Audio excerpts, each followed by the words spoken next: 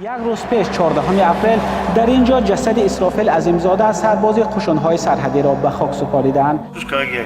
این اتفاقی کارشونش کندگی همیون بگن که بازش کردگی کاتکولم تاری پوگی در سیاد طرفاش کردگی تانو هم از دو شاتا خالی زدگی باید کردگی بچه‌ها بازش کردگی.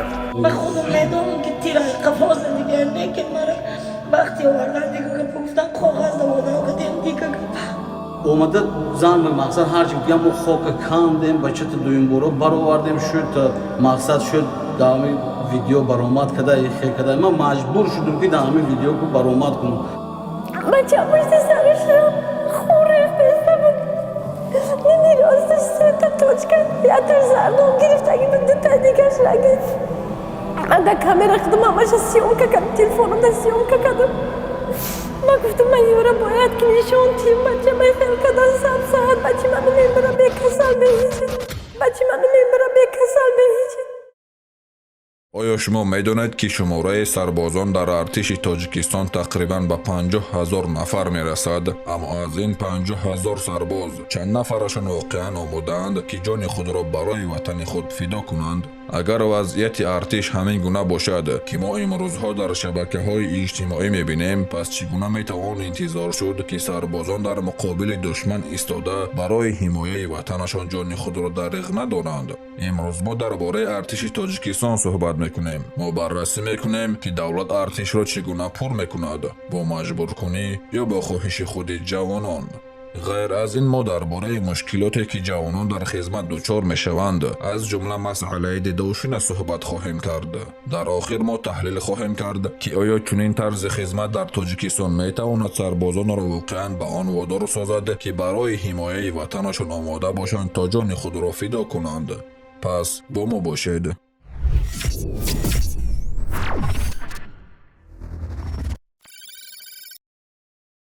السلام علیکم و رحمت الله و برکاته. برادران و خواهران، نوار ما برای تنقید یا پس دادن کسی نیست. ما در آن با دلیل ها و فکت ها سخن میگوییم و آنها را بررسی میکنیم. هدف ما از این کار تنها نشان دادن حقیقت به جامعه می باشد. اکنون اینکه مردم با این حقیقت چگونه مناسبت میکنند انتخاب خود آنهاست.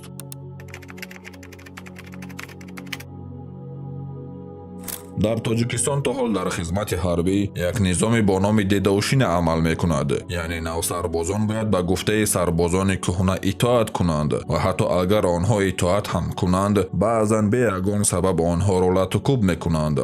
ما گفتن نمیتونیم که برای چی میزنیم ما را. ما اگر ما گویم که برای چی میزنیم ما را و میگید که تو یگان بوزی یا یگان چی میگود، اگر تو ما گپ گردون کردن نمیتونیم ما طرف فریزی بلند ما خام میکنیم میشنیم چی میگو چی کمانده میکنیم کمانده کرد گفت که هوف کن گفت هوف کردم 4-5 مرتبه همین بسات و همین خودش زده برابر همین سر در میکنم. و چنین اعتراض ها از جانب خود سربازان در شبکه های اجتماعی خیلی زیاد پهن شدند. حتی در سالهای آخر نوارهای نشر شدند که واقع بودن چنین نظام را نشان میدهند. حالتهای هم بودند که سربازان از سبب لطکوب زیاد به بیمارخانه ها برده شدند و حتی بعضی آنها جان خود را از دست دادند.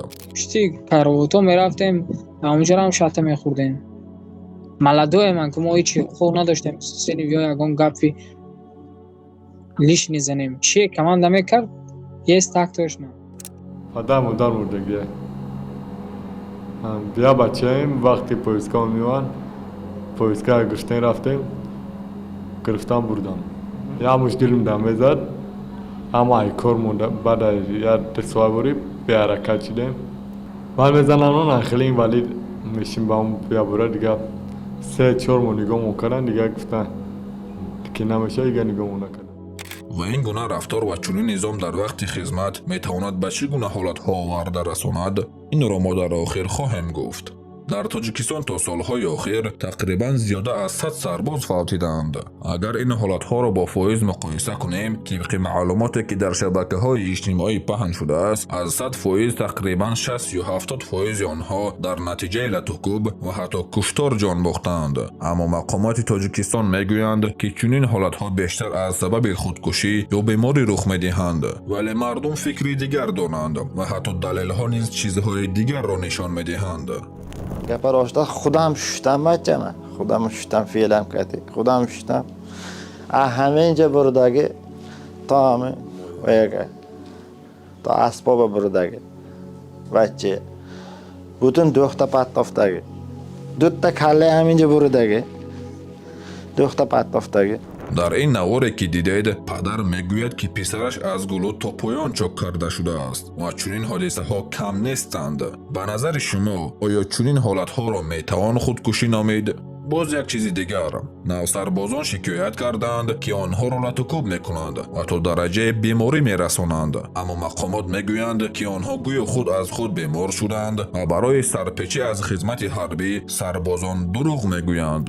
من خودم میدونم که تیرای قفاز دیگه نه که مرا وقتی آوردن دیگه گپا گفتن کاغذ دوادن و کدیم دیگه گپا جون مونده زورم ده به هم خیلی دیگه اصلا با ما مجبوریم هم قرض سر این آدم بازرگش کارگی این تگموی کارسونش کندگی همیون بگن که بازرگش کارگی کتکون هم تاری پوگی در سیاد طرفاش قداگی تانو هم از زردو شتا خدی زدگی باید کارگی بچه بازرگش کارگی بچه به ساعت رفتم به خویش خودش رفتم یکون بار شکایت نکرده یکون جایی من دار میکرد یکون بار دارو ایم کلای نگرفتم تو بچه هم نگفتم شکایت نکردم گفتم روشه هوی که نبینم نماندن منه هوی کدم ما شوشتگیم برای گرونش گفتن نگفتم من تا نبینم نمیبرم من هوچهیم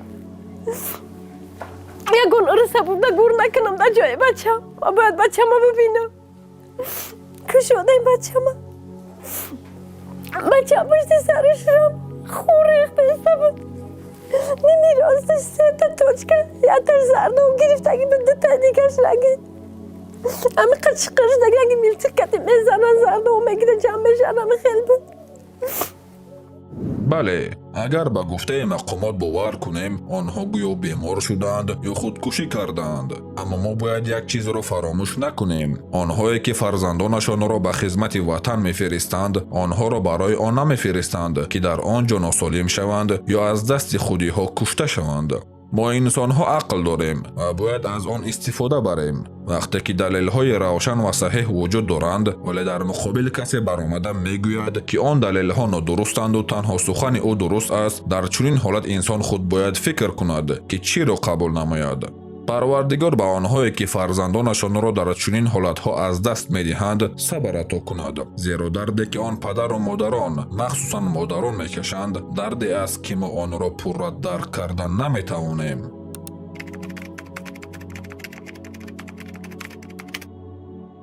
акнун бо вуҷуд доштани чунин низом ки дедовшина ном дорад ва чунин ҳолатҳои куштор табиист ки бисёре аз сарбозон ба хоҳиши худ намехоҳанд ба хизмати ватан раванд. дар чунин ҳолат давлат маҷбур мешавад сафи артишро пур кунад ва барои ин аз усулҳои мисли облава истифода мебарад.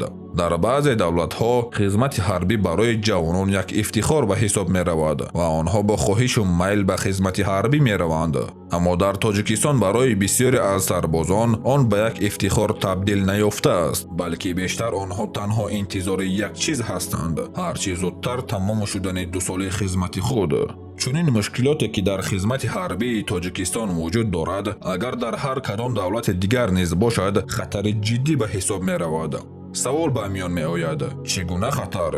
яке аз хатарҳои асосӣ аз байн рафтани рӯҳияи сарбоз аст. рӯҳия барои сарбоз як қувваи хеле бузург мебошад ва ҳатто метавон гуфт ки асли нерӯи сарбоз маҳз рӯҳияи ӯст. мисол, агар душман ба марз ҳуҷум кунад, сарбоз бояд дар муқобил истода ватанашро ҳимоят кунад. дар чунин ҳолат хатар дар он аст ки сарбоз метавонад дар ҷанг аз ҷониби душман кушта шавад, вале сарбоз дар ҳамон лаҳза фикр карда мегӯяд: ман барои чӣ ҷони худро фидо кунам? барои низоме ки ҳар рӯз маро латукуб мекунад ё ҳатто метавонад маро бикушад, ва барои чунин амалҳо касе ҷавобгар ҳам намешавад? хулоса метавон гуфт ки сарбоз пеш аз он ки ҷони худро фидо кунад аввал фикр ва ҳисоб мекунад, баъд қарор мегирад. ҳоло шояд баъзеҳо фикр кунанд ки ҷанг осон аст ва дар рӯбарӯи марг истодан кори сода мебошад, аммо ин тавр нест, зеро ҷанги байни русия ва украина барои ҷаҳон як чизи хеле муҳимро нишон дод ки рӯҳия нақши хеле калон мебозад ва аз бисёр омилҳо муҳимтар аст. агар сарбозон рӯҳия надошта бошанд, мисли ҳолатҳое ки русия бо сарбозонаш муносибат мекунад, яъне сарбозонашро бар зидди украинҳо мефиристад ва вақте ки баъзе сарбозон аз марг мегурезанд, аз тарафи худи русия кушта мешаванд. ва агар ҳамин гуна ҳолат дар тоҷикистон идома ёбад, ҳукумат метавонад маҷбур шавад дар ҳолати ҷанг бо душманаш мисли русия амал кунад. мо набояд беташвиш бошем, баръакс бояд дар ин масъала хуб фикр кунем. ҳатто мақомоти тоҷикистон ҳам бояд ба ин масъала диққат диҳанд, зеро вазъияти ҷаҳон дар ҳоли тағйир аст ва ҳар гуна хатар метавонад пайдо шавад. масалан дар солҳои охир русия бо роҳҳои гуногун ба кишварҳои осиёи марказӣ аз ҷумла тоҷикистон таҳдидҳои ишғол кардани онҳоро баён карда. ҳамчунин мумкин аст ки агар низоми ҷаҳон тағйир ёбад, давлатҳои абарқудрат мисли русия ва амрико ба давлатҳои хурд фишор оваранд ё ҳатто онҳоро ишғол кунанд. пас бепарво набошед.